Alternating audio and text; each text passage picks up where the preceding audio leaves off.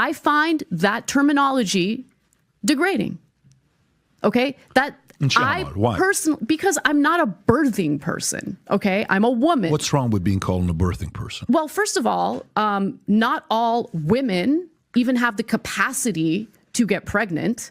So it's degrading to them to be essentially to have their womanhood questioned if like they're not what a point if they're unable to have kids to begin with. Anna Kasparian and Patrick Bet-David had a debate over on the Valuetainment YouTube channel, and Anna Kasparian in this clip here said a lot of things that Patrick Bet-David and I agree with, but then she says one thing that just sets everything off, and you can tell Patrick Bet-David is not just disappointed but also a little angered by the things that Anna Kasparian is saying.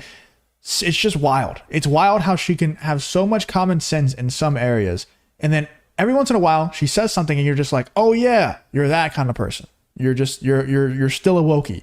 You know, we need to wake Anna Kasparian fully up because she's well on her way, but she still has these opinions that are just absolutely insane. And in this video, she exposes one of those opinions to Patrick Bet-David, and like I said, he's very, very disappointed and also angry that people are spreading these kinds of narratives. Let's check this out here from Anna Kasparian versus Patrick Bet-David on the Valuetainment YouTube channel. Their own corner. Everyone takes their ball and they go home. Okay. So to answer your question, you are correct. I do not like to be bullied or pressured into saying things or believing things that I do not believe. I find that terminology degrading. Okay. Why? Personally, because I'm not a birthing person. Okay. I'm a woman. What's wrong with being called a birthing person? Well, first of all, not all women even have the capacity to get pregnant. So it's degrading to them to be essentially to have their womanhood questioned if like they're not what a point if they're unable to have kids to begin with. But also, I mean, look, this is the thing that annoys me about this entire issue and conversation, because they'll turn around and they'll say, no one's calling you a birthing. Okay, does someone need to call an individual who finds the N-word offensive the N-word in order for him or her to find it offensive or degrading? And besides which, I was called that, okay? Yes, in a medical setting. But this is a doctor who knows I'm a biological woman. Call me a woman. But I had a conversation with that doctor. Why did you feel the need to call me a birthing person? Like, where did that come from? And in California, medical providers are basically like told that there will be penalties if they don't use the proper terminology or if they're caught doing anything discriminatory toward the trans community. Now, if they're actually doing something discriminatory, California needs to be out of the United States. Like, that state is just such a piece of trash. It's absolutely insane. That is insane. Like, not only is the entire state, not the entire state, there's some nice parts of California, of course, but the major cities, San Francisco and Los Angeles, like, just riddled with crime, homelessness, just horrible cities to be in. You know, absolutely horrible cities to be in. I think Los Angeles and San Francisco are, like, I think the two top cities, if not the only two cities. I forget what the terminology was, but where people are leaving, like they're netting negative people living there. You know, they're netting negative citizens in those cities. People are just leaving like crazy because it's a horrible place to live. Why would you want to live in California or Los Angeles right now? And it's spreading to all of California. It's going to eventually spread to all of California. And then once people continue to leave, they're going to spread it in other places as well, because they're going to keep voting like they voted in California, because their brain is just, they just don't have any logic or reason within it. I don't understand it, but that's just how they are. Like, calling Anna Kasparian a birthing person as a doctor, and also that being mandated by the state, it's just insane, man. Like, y'all have to get out of California if you're in there. That state needs to get out of the United States. It's an embarrassment to the rest of the citizens of the country for California to be a part of the United States. It just brings the entire country down. And also, the people that live in California, largely, if you're still there, you're probably just absolutely brainwashed at this point. And they have so many electoral votes.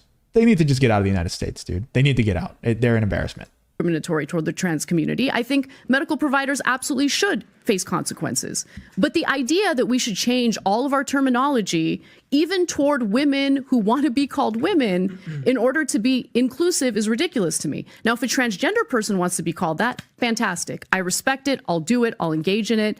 But I think in the context of my relationship with my doctors, I want to be called a woman. It's not that difficult. It is my personal preference.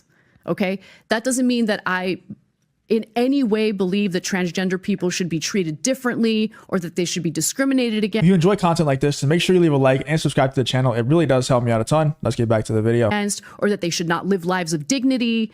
I have had an entire career defending them, supporting them, and this one issue led to ridiculous outrage among a fringe component of that community. They are not representative of the entire transgender community, and for that fringe component, if they think that they're going to shut me up and force me to say things I don't believe, they've got another thing coming. Okay? I'm going to say what I think every single time. Do you think they're crossing the line a little bit and it's getting a little bit too ridiculous in certain sectors? Yes. Okay. Yeah. And they turn people off with it. And again, it is a fringe component of the transgender community. It's crazy to hear people on the left say things like this. You know, it definitely makes me respect Anna Kasparian for saying this, because her saying that it turns people off, I think it's, you know, she says it's a fringe portion of the community that acts like this. I think it's a fringe portion of the community that acts like Anna Kasparian acts. You know, there's a very small portion of people that are willing to admit that the radicality, if that's a word, of the left in that sector, the way that how just insane they are, turns people off, like turns her off. I don't think many people get turned off by it. I don't think many people would, even if they did, would say it out loud like Anna Kasparian is. I think she's a very fringe portion of the left for saying this. You know, I think most people who are on the left, especially still, who are bought into that, all that nonsense that they're talking about here, I think they like it. I think every time something gets more radical and more insane, they feed off that. And they're like, yes, a new software update. I get to yell at people for not saying this, for not saying birthing person and saying woman instead.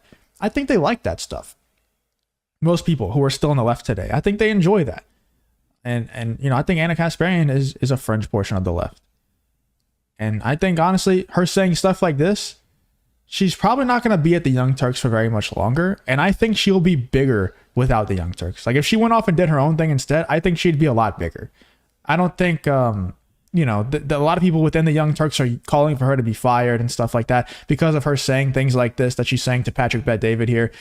And honestly, I think for her sake, I think it'd be better if she left or was fired from the Young Turks. I think she would be a lot bigger. I think at this point, she's kind of bigger than the Young Turks.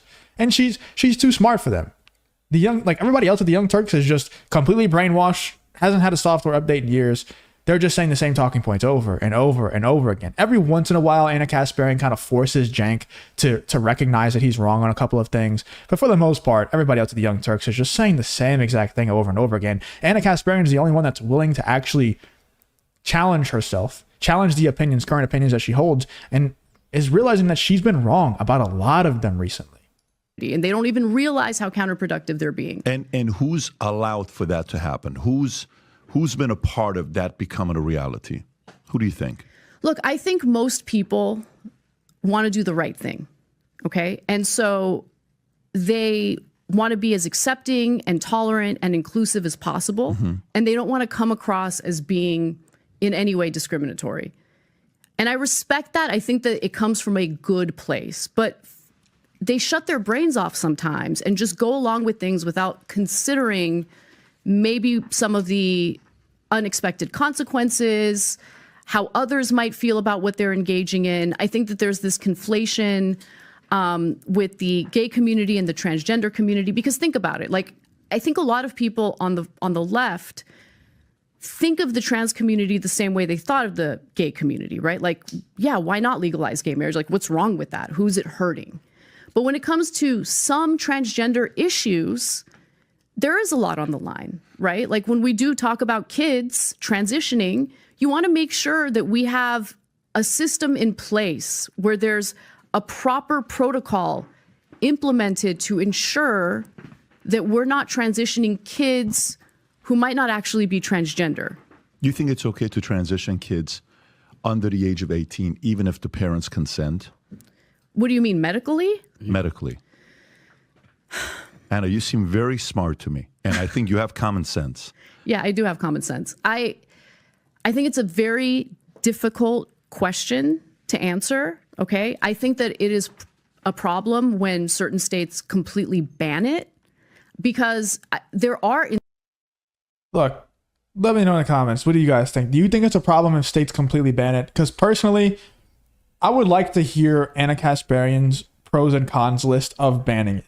Because personally, I can't think of many cons of banning it. I can't think of many pros of letting children under 18 transition. I can't think of many pros of it. What are the pros? Like, isn't like a very common piece of advice for people who are trying to make a big decision, or maybe they're going through an emotional time and it's time to make a decision, is like, just sleep on it. Like, just wait a few days and then make the decision when emotions aren't as heightened, when your emotions calm down a little bit, you're not as flustered. The same thing should go for a absolutely life-altering, possibly, for a lot of people, life-ruining decision. You should at least wait until you're after 18. I mean, obviously, I'm of the opinion that you shouldn't do it at all, but you shouldn't be allowed to do that under 18. There's just no way. What are the pros? What are the positives? Instances of, let's say, teenagers who identify as transgender, they're legitimately transgender, and I don't want to cause harm to those people, right? I think it's a decision that should be left between the parents and the doctors. But at the same time, there are certain things going on where I do worry. Like, I don't know if you guys have read about the Tavistock clinic in the UK that's shut down.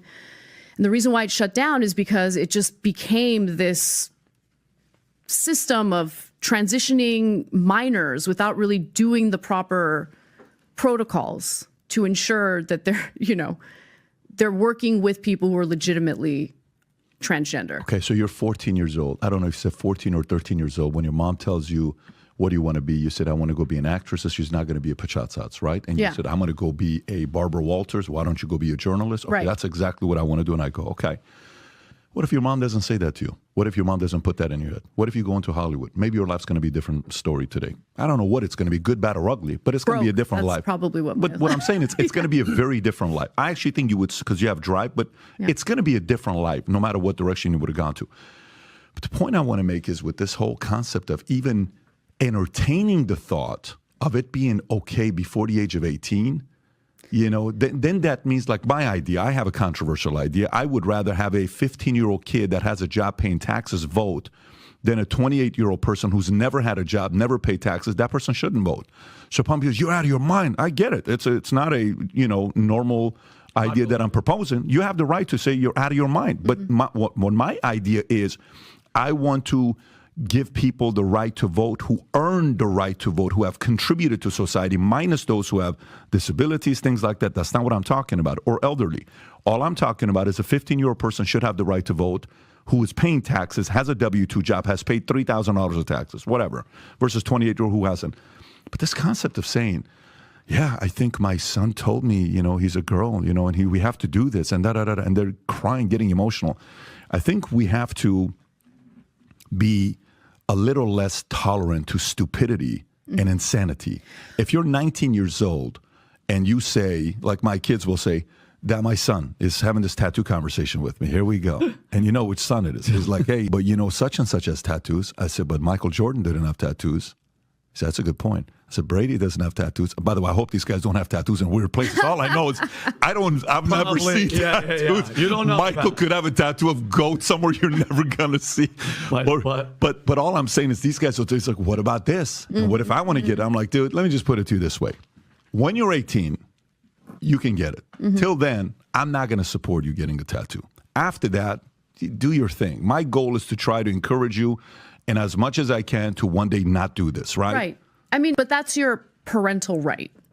Okay, so I think that I get uncomfortable. It is his parental right, but I already know what she's about to say, and that's just so dangerous. We've seen so many instances of parents basically grooming their kids, pushing their kids in a certain direction from birth. Like, I don't need to list off examples. You guys know a lot of people who I'm talking about. we've seen so many examples of this happening, where parents, the child is born and the parents have an agenda from the jump. They're going to push their kid to be transgender, or they're going to push their kid to be gay or something like that.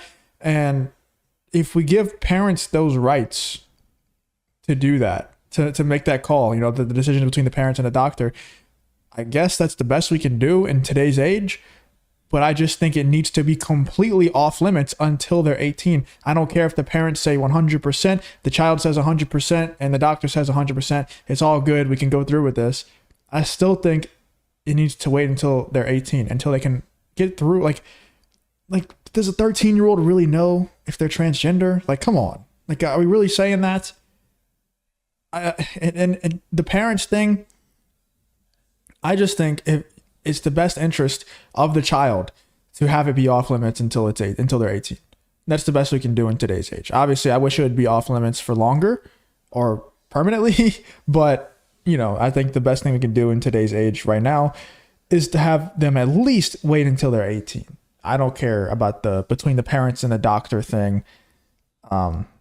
Yeah, I just think that's a bunch of nonsense. Let me know in the comments what you guys are thinking about what Anna Kasparian and Patrick Bet-David talked about in this clip. I thought it was a pretty great clip until Anna Kasparian brought up that, she supports people under 18 being able to transition and stuff like that. Let me know in the comments, what are your opinions on this whole Anna Kasparian versus Patrick Bet-David debate?